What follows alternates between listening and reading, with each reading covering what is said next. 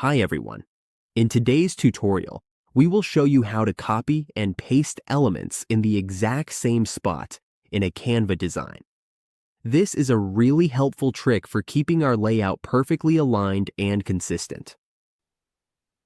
On the Canva dashboard, we will insert an element like this shape here, and we will place it right here like this. Now, as we can see, the elements are positioned differently across the pages.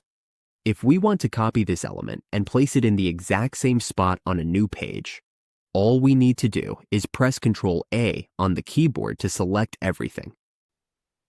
Watch carefully. With Ctrl pressed, all the elements will be selected at once.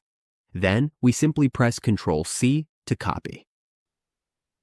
Now we move to the new page, and all we need to do is press Ctrl V to paste. As we can see, everything lands in the exact same spot. Page 1 and page 2. The position is identical. The shapes are in exactly the same place. And that is how we copy and paste elements in the exact same spot in Canva.